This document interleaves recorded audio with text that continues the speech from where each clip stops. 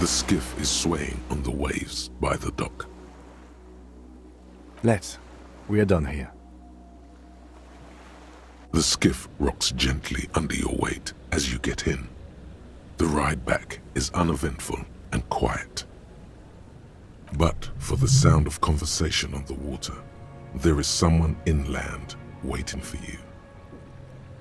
Two men and a woman stand on the concrete square of a nameless village, looking at a small yellow boat as it draws closer. The sea is calm. You reach the jetty and climb out of the skiff.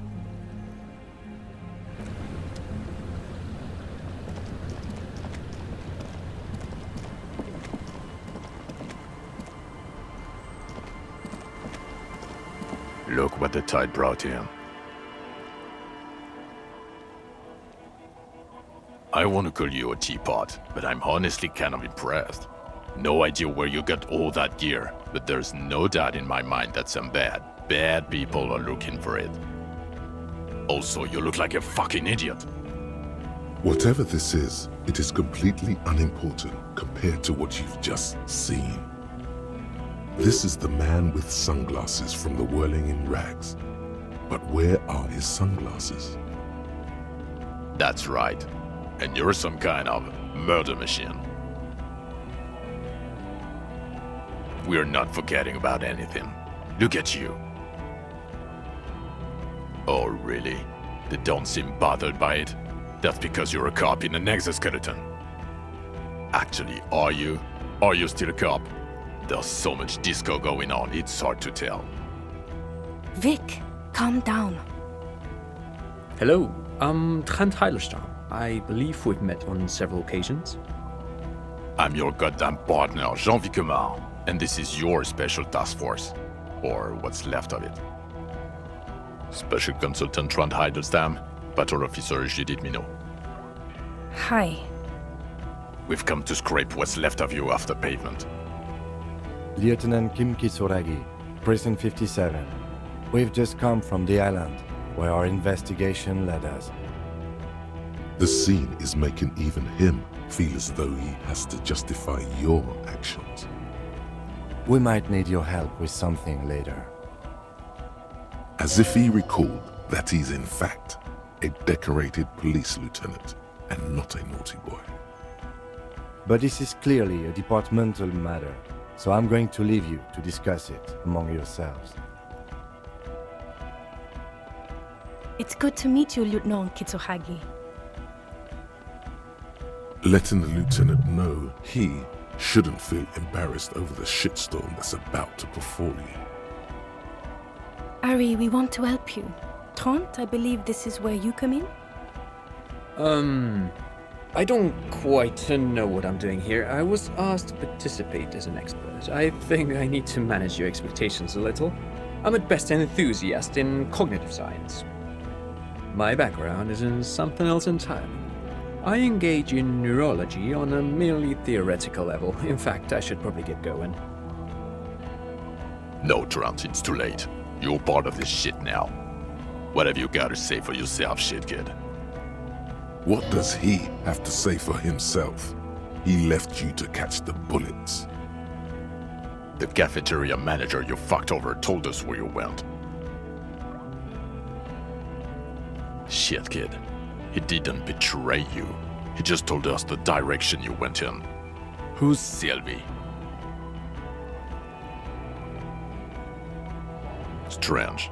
He didn't mention that. In fact, the establishment didn't look safe at all. There was a giant aerograffito in front of the building. It was on fire. I knew it. Didn't I tell you, Trent? I told you it was our shit, kid. The line is from Lu Jiatun's Mirova 82, isn't it? About girl-child communism, the titular returning character to ghost the apparition of... Good choice, Harry. Don't encourage him, Trent. Okay. Guilty as charged. I heard you'd lost your mind and your memory. I wanted to see if it was true. And it was. Good work, Harry. You're insane now. There's one less person for me and everyone else to rely on. He was too sarcastic for you to realize who he was. Did you? Or did you literally not recognize my face? We've been partners for how long, Harry? Don't answer that. You don't remember. He's right. Don't start guessing. Now's not a good time. Lieutenant, my name is not Horse-Faced Woman. It's Judith Minot. I was assigned to your unit 2 months ago. I thought we were friends. Okay. Because you're my commanding officer, I really want to respect you. I want us to have a normal relationship. That will never happen, Jude. He's the rudest man on earth. He's the reason why the rest of us have to take sensitivity training. And I hate sensitivity training. Yes, I'm Trond Heilerstein. I never said I wasn't Trond Heilerstein. Mikhail? Mikhail's my son. His son? What a joke. Everyone is lying to you. I sent him home. Mikhail's with his mother. We share custody. I told you, he's one drink away from killing someone. I wouldn't quite say that, but yes, he is displaying aggression not atypical of late-stage alcoholism. What indeed? I was asked to share my take on some of the more obscure theories developed in Königstein in the 30s, like partial psychotraumatic amnesia, group personality theory. He's here to see if you're insane. He's smart. Let's move on. Duped? Hey, here's a brilliant idea. Don't be a morbid drunk and you won't be duped so easily. Yes, I'm still King Kizuragi, still a lieutenant from Precinct 57. Still caught up in this crossfire, too. Yeah, Major Crimes Unit, under Lieutenant Dubois and Vicomar. Ring any bells?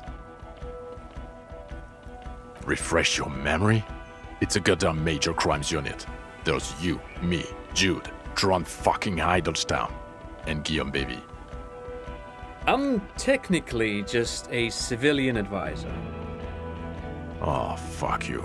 You're part of this shit show. Oh, that's an interesting story, actually. Guillaume Baby is a police reporter who joined our team. He was really good. Then he left because he lost faith in your ability to lead the unit. Other people have left too. Good, smart people. People we won't get back. Only me and this really patient patrol officer are still here. And Trond because I'm forcing him to stay. It's a Major Crimes Unit. We clear the desk of cases so Precinct 41 doesn't look like the worst station in town. We are shit tier now, Harry. Because of you. The 41st isn't... God damn it, Harry. You told us to fuck off. You said we're cramping your style. Your detective god. Fuck everything. All will burn. Detect or die. It wasn't like that. Fuck you, Harry. We didn't know there was gonna be a tribunal, did we? Here we go. Alcoholic delirium. Visions. All must pay. The bells aren't ringing because you have brain damage. Trond, this is where you come in. How bad is it? Well, he doesn't have visible tremors, he talks without slurring, he can drive a boat, he's standing, reasoning. All good signs, but complete retrograde amnesia, episodic and semantic. Meaning, you forgot both who you are and the definitions of money, Isola, Pell, and so on. As displayed in the station call, our interactions with him, and I don't want to be a snitch, but also mine with him before when Harry did not seem to know who I was. It's all very interesting. Interesting? Yes, interesting. I have my theories, but I would like to hear Harry's thoughts first. Harry, what do you think happened to you? Neurologically? psychologically, and why not socioeconomically?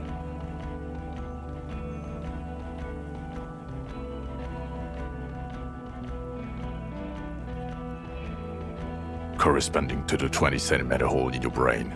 Sure. This theory has great symmetry. I see how it folds into itself neatly. Precisely, Satellite Officer Vicmere. It's Martinez. This sounds odd, but I was there. The church on the coast was shaking from an audio-spatial anomaly. It may have been anthroponetic or perhaps related to radio waves. Either way, it was real. I've even put it in my report. You should read it. I do not, however, think it has anything to do with him drinking himself to the point of brain damage. Thank you, Lieutenant Kitsuragi. Just to clarify, I do not think his other anthroponetics are a hoax. Pale produces global phenomena. It's proven. However, what has not been proven is total memory loss after drinking too much Komodo Red.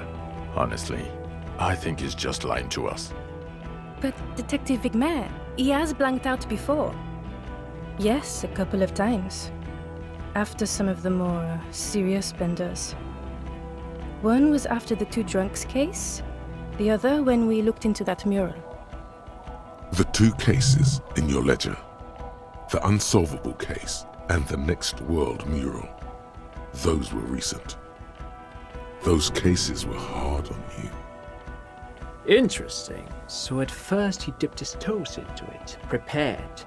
That's where he would have gotten the idea, yes. Practice. And then he used alcohol to get there, so to speak. What do you mean? Well, here's my theory. What if this is an absolutely normal reaction to the world we're living in?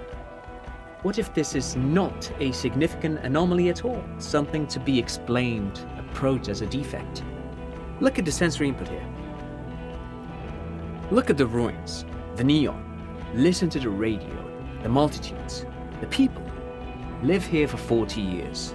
As a police detective, he's like a magnetic reader on the world tape, to borrow a known metaphor.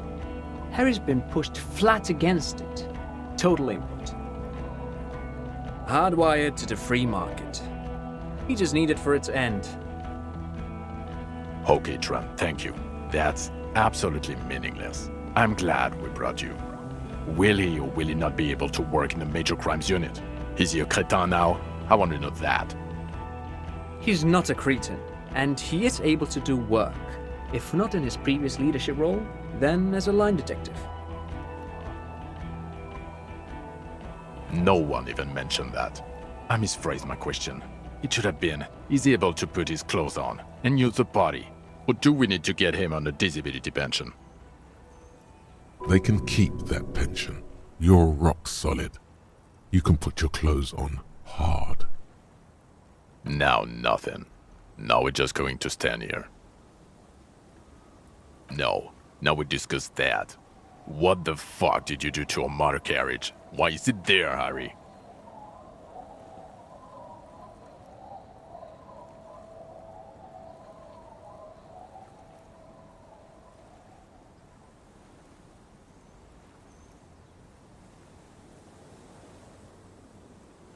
Ha ha ha. Ho ho ho. Tequila sunset. Jump the canal. So funny, Harry. Thank you for fucking me. Thank you for destroying 45,000 real of police property that's coming out of my payslip. You know that, right? You're gonna get fired, and I'm gonna pay till I die. It doesn't matter. Your badge, Harry. Show me your badge. In a rush to demonstrate your badge, your eager fingers can't sustain a grip on the smooth plastic, and the badge slips out of your hand.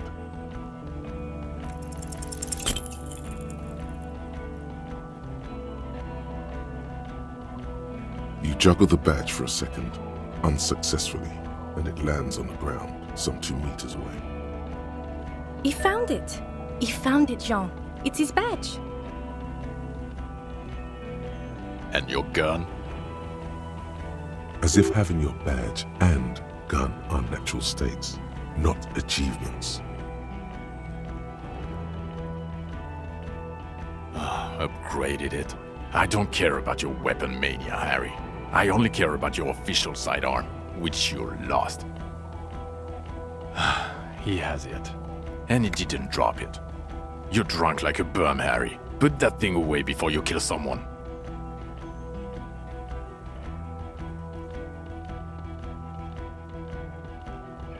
You were never supposed to lose it in the first place.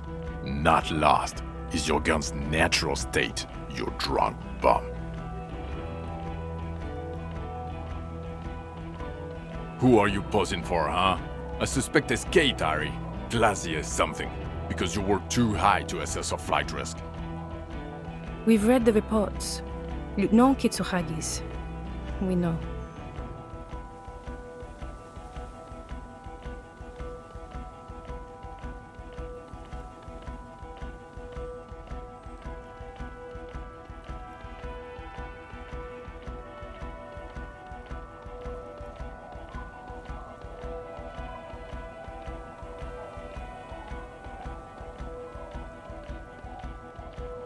Oh well, if you got really high, then I guess it's okay. Let's not even get into the other suspect, who also escaped. Or the catatonic old lady with the police lights. Or the fact that you're Everard Claire's little peony now, doing I don't know what for him. That's small-time stuff, that's nothing. That's a humorous anecdote. Compared to the 6 people who were gunned down, the streets are literally red with blood, Harry. It was fucking mass murder. He did everything he could. We did everything we could. The company hired unvetted mercenaries. Lieutenant Dubois got between them and the locals. He did so at considerable risk to his person. Remember, he was shot. We stopped an execution, not a negotiation. The loss of life was minimal compared to what it could have been. Thank you for the input, Lieutenant Kitsuragi. I didn't mean to suggest you didn't handle the situation. He thinks of apologizing, but decides against it. You've spent the week with him on this case. What is your take? On the case? On Lieutenant Geoffrey Dubois. Well, the drinking, the lost gun, also losing his badge, that's all true.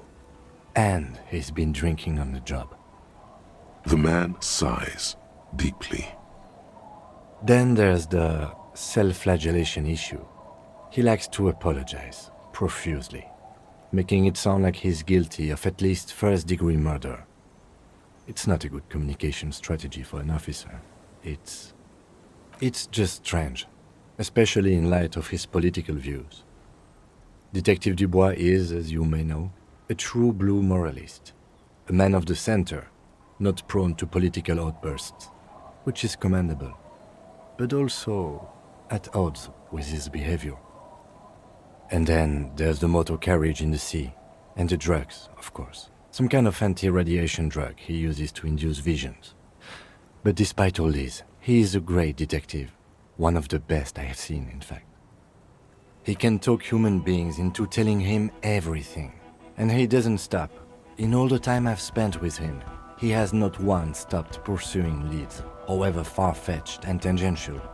He is tireless, madly driven.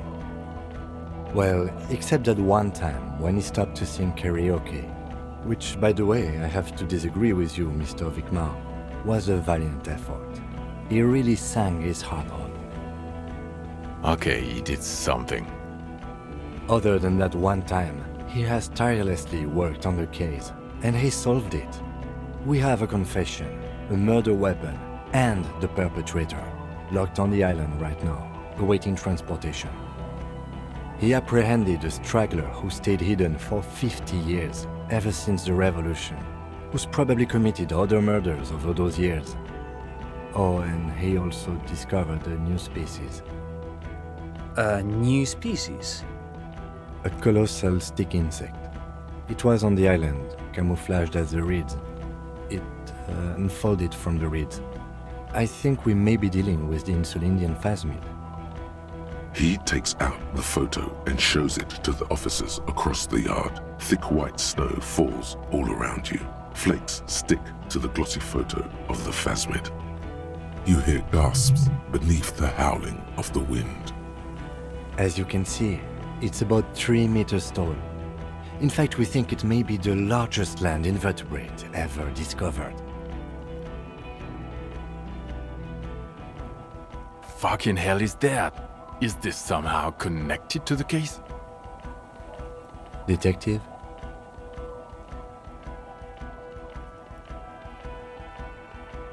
The old man was not aware of the phasmid's presence. Exhibiting a strange, atypical dementia, he fell into a stupor after its appearance. He became near catatonic. So it is connected. I must say, this is absolutely extraordinary. I don't even have words for it. Yes, it really does make it hard to fire the drunk. This is a very, very sad man who has just seen something that's made him forget his sadness. Now you make your case. Now is the time. Now or never.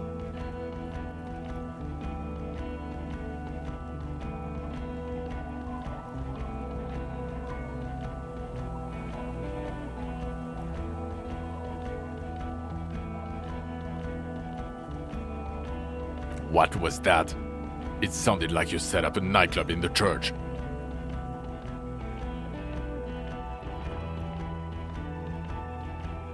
Get a grip.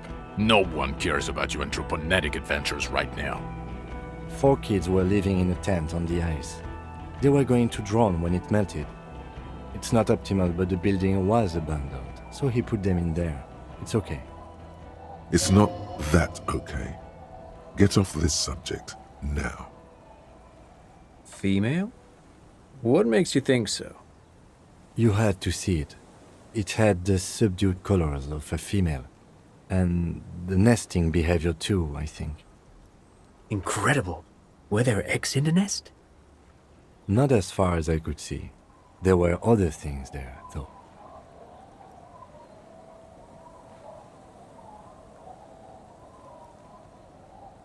Actually, you know, this would indicate it was a male. This is far from anything in my field, but I think such nests are called bowers. They are for attracting mates. Of course, as I said, I'm only guessing. I didn't see it. It must be robust if it can move a whole helmet with its limbs. As in cloning itself? What makes you think so? Then it wouldn't matter if it's male or female. The bower would just be rudimentary behavior from before the parthenogenetic mutation. That makes sense. Yes. Very interesting. Such organisms are extremely vulnerable to disease. A single strain of bacteria could wipe out the whole species. We're probably looking at conservation efforts here. In his mind, he's already planning a nature reserve and knows a good guy for that. Yes. That would be a chiromone. A pheromone that's seemingly beneficial to the host. It usually stimulates the affected nervous system. Not a human's, of course, but perhaps a predator's. There are species of bees that, under the influence of chiromones, take wasp larvae to their hives, and do the same with aphids, thinking they're... Do you think this is how it stayed hidden? Nothing is off the table. But I want to stress this. The find does not have to be connected to the case. The case is 100% prosecutable, without any chiromones. Of course, Lieutenant. Of course. We should treat the case and the phasmid as completely separate from each other. People are not going to... They're not going to go for this speculation in the constabulary. Yes, but also reed-colored, beige and brown, a little green on the outside. After unfolding from a single stalk, it still retained parts that looked like reed tufts on its limbs. Incredible. The PR value of this is exceptional. Carp discovers new species. Maybe even discovers the Insulindian phasmid. No, that's too much. This would really help with some of the problems we've been having. Absolutely, this is great. This does not say vigilante murderers to me at all. This says science, news, human interest. You know, it's a really good thing you have that photo. Without it, You're doing good here. Perhaps only for a moment, but still. Quit while you're ahead? Or no? Lilianovich. A revolutionary matronym. The custom started in Grad, where they have patronyms. Krasovich, Lasovich, etc. The revolutionaries saw this as a chauvinist atavism, so they used matronyms, derived from the mother's name instead. This man's mother was Lilian. His Lilian's son, Lilianovich. The custom was overturned after the revolution failed, but not before it made it to Revachol. So, it is what a soldier of the ICM would be called. thank you, Trant. Thank you for that piece of cultural theory. You said you have a motive?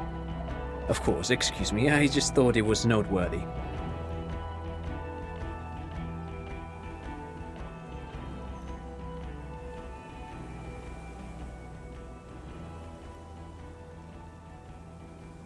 No, detective. We have a motive. Take the advice.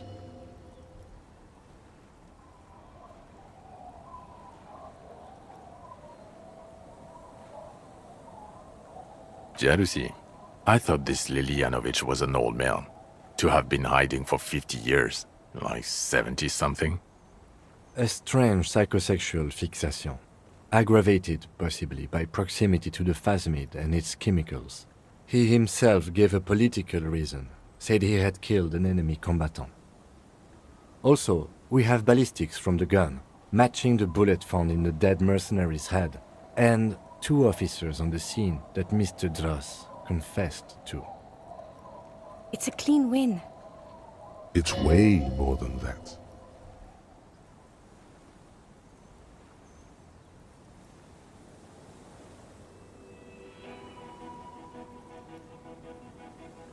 Perfect folding mechanism. Get over yourself, Harry. I can still smell the booze on the wind. God damn it. It is bad.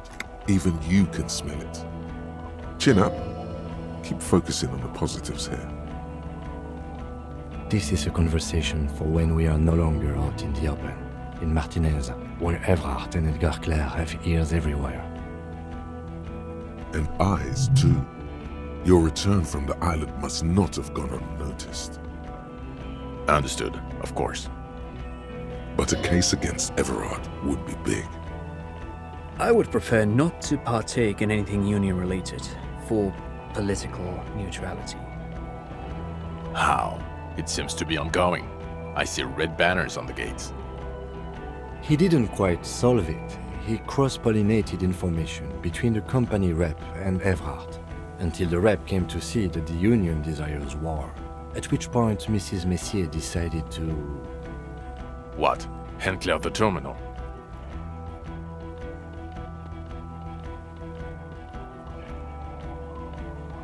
Sounds like you got played, Harry.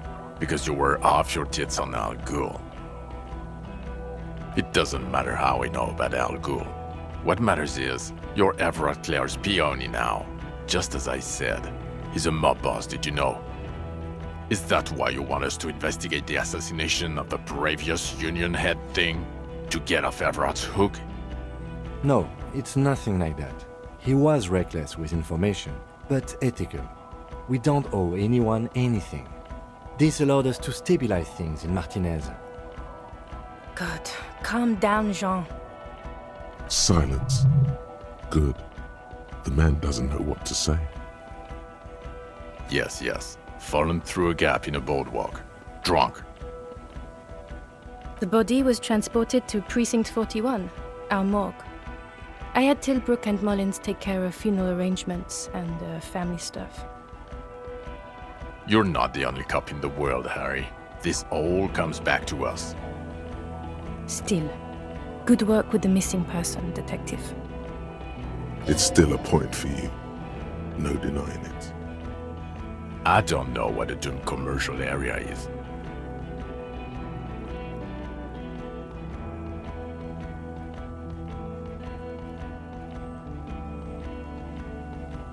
Why? That's not what you were supposed to do here. There was a possible witness in there, and it was close to the crime scene. He was just chasing a lead and ended up advising a local shopkeeper. It was okay. Of course. Call it community outreach, right? Dodged the bullet there. For a moment, it seemed like you were just wasting time. Who's Kuno? You don't want to know. You're right, Lieutenant. I don't. You snorted the drugs, I know you did. It's alright. I mean, at this point, anything is but the drink. I don't want to, but you discovered a new species and solved the murder. So I have to. Jude? Honestly, anything that ends this trial is okay with me. Agreed. The public relations potential of this is too valuable to let go. Okay. We have vehicles in the square, and the perpetrator needs to be taken into custody. Let's go. Now you will finally get to know who you are. The man looks westward, impatiently, jingling his car keys in his pocket. Who are you? You're a gym teacher, Harry. Well, obviously you're not a gym teacher anymore, but... Before you were a cop, you were a gym teacher in Coron. It's getting really cold outside. Should we maybe... Harry, it explains everything. The running around, the jumping, the bicep girth, your inexplicable facial hair. Your moves on the church floor, which honestly was just jump aerobics. Your use of the word graffito. The incredible stamina outputs. Also, this guy. Just everything about this guy. And this guy, too. Of course. Contact Mike. He's been on about Mike again. I hate that guy.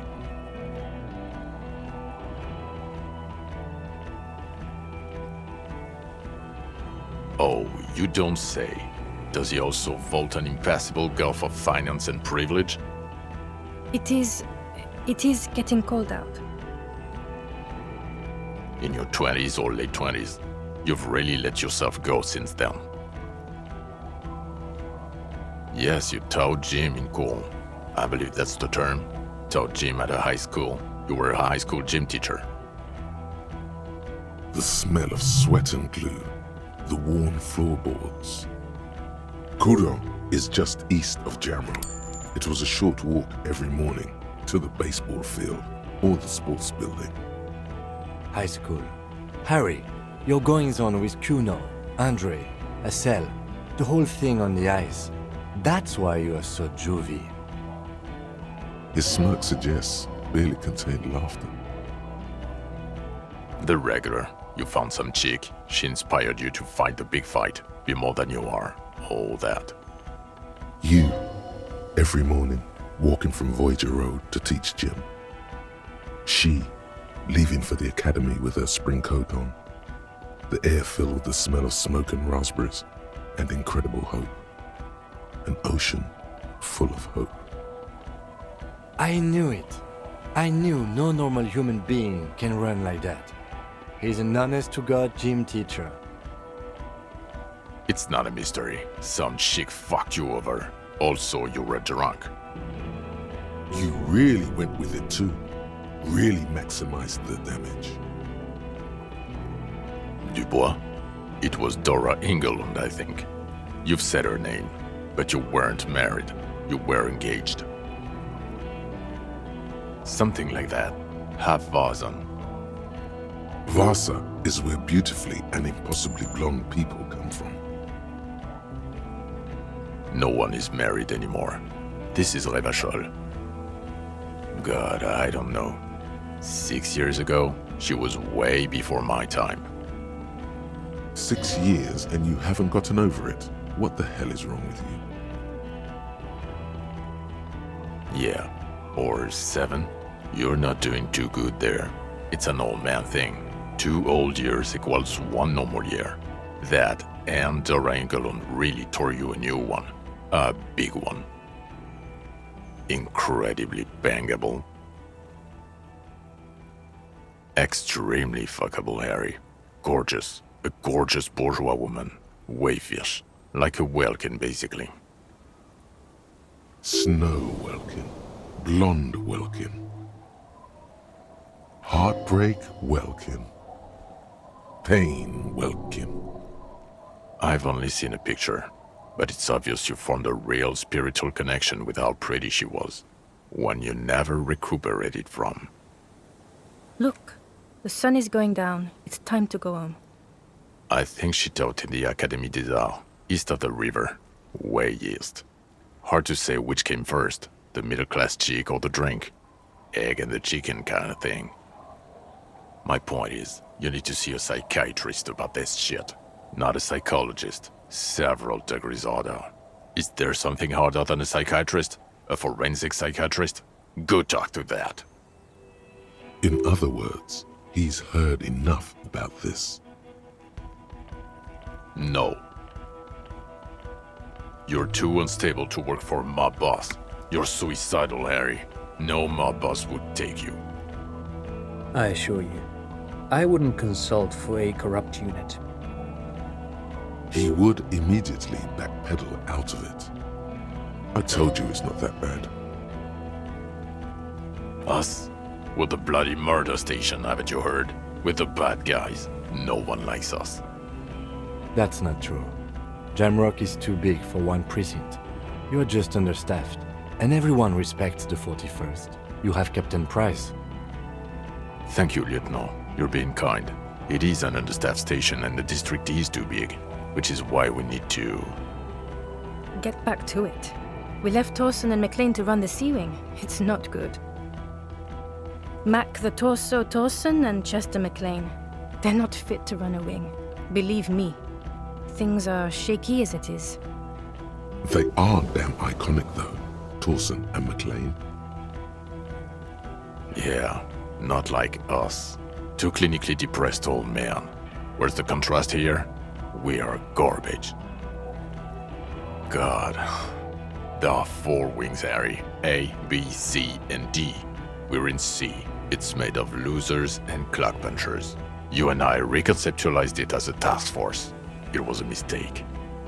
There's also a lot of outside help involved, not only me. Other losers too. He's anything but a loser, although he would like to be seen as one. It's cooler that way. Ptolemy Price? He's the son of the old Price, one of the founders of the RCM. He's one of the most highly regarded men in the force. You're lucky. Somewhere under the curved roof of a former silk factory shaped like a ladybird with 2 chimneys, Police Captain Ptolemy Price sits behind a heavy wooden desk. Resident medic Nix Gottlieb pours him coffee. It's silent in the captain's office. They speak of change, the city, the tension on the streets. They speak of the events of April and the blood on the streets in May. So he remembers that. Yes, there may have been a raid on some churches. It wasn't good press. Shooting up churches never is. I was out of town, to be clear. Our enemies were hiding in a church, to the best of our information. That's it. I'm not talking about this anymore. Your security clearance is shit tier right now. You have to wait for it to go up. He means it. The RCM and its enemies will not be discussed on this coast. Okay, it's not the bloody murder station. It's an old converted silk mill with green desk lamps and a coffee corner. A lot of good people work there, hard, every day. Jamrock is the largest ghetto in Rivershoal. Faubourg, technically, but it's divided into 11 districts. Jamrock only has us. The press will blow over. Jamrock is lucky to have you, and it's often considered to be the greatest of the districts. You're lucky to have it. Thank you again, Lieutenant. Who is Lena? She lives at 1113 Tabernacle Road in Jamrock, remember? Tabernacle? It's on the way over. Near where you live on Perdition. Fine, if we're gonna drop you off anyway. She and her husband were conducting the search for the Phasimid. It's their discovery, in part. They should know as soon as possible. It would do you good to deliver some positive news for a change. She is going to be over the moon. Watch out, or she'll faint. Well, first I will go back to my station and write the most detailed report anyone has ever seen. It will have to be good to cover all these. Then I will have a serious talk with my captain. Detective, we just stopped a small-scale war. Something is happening to Revachol. I don't know what yet, but it's going to be a hard spring for the RCM. We need to get ready, infiltrate, investigate. Distant traffic. A scrap of newspaper drifts by, carried by the wind. Le retour. Perhaps. There are people who say the zone of control will not hold up long. They are not on the radio yet, but there are parties out there. Yes. I hear worries from systems analysts in Vespa and Messina, international risk departments in Pangs. People like that. We've been hearing whispers in Jamrock too, ever since fall. I agree that something is happening. People are tense. I hear a fan spinning, fast. Something is about to hit it. Talk to Captain Price? I'd rather not ruffle the feathers of two captains with my doom-mongering. Work with Price? I'm flattered, but I don't know if I... Would fit him. Am crazy enough. Can take the stress. He doesn't know how to finish the sentence. This truly came as a surprise to him. Not a bad one, but he's at a loss. Flattered? You're Lieutenant Kitsuragi. We would be flattered if you even considered. I would have to tie things up in GRIH first. But, I mean, whatever is coming, Jamrock will be more central to it than the harbor. And we also have a huge caseload, Lieutenant. Piles that we need to get back to. Mountains, even. I do like the sound of that. He's really considering it. Good. Fuck it, let's go. Tron brought his motor carriage.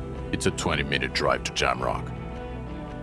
Under the evening sky, the great district turns on its lights. A chessboard of wooden houses, 80,000 living souls inside. Fire traps as far as the eye can see, from Main Street to Precinct 41 atop the motorway, to Boogie Street forking into the dark horizon. You close your eyes and hear the dogs bark. A lone woman sits by a factory window, dreaming of meteorite strikes. On Rue de Saint-Jérôme, a square bullet slides into a square-shaped chamber. In Old South, a man without eyelids smiles. Spring has come. It's time. Torsen? Yes. McLean? Yes. Heidelstein? No. Vicmere? Yes. Dubois? Of course. Really? Nix Gottlieb looks up from the list. I hear he's unstable. You say that like it's a bad thing. Captain Potomny Price gestures with a ballpoint pen. It's dim in the office, and the curtains are drawn. Harry's our man. He'll pull through. When he does, he'll side with the RCM. Understood. Gottlieb returns to the list. Minot? Of course. Wonderful. Then can we please just go back to Jamrock now?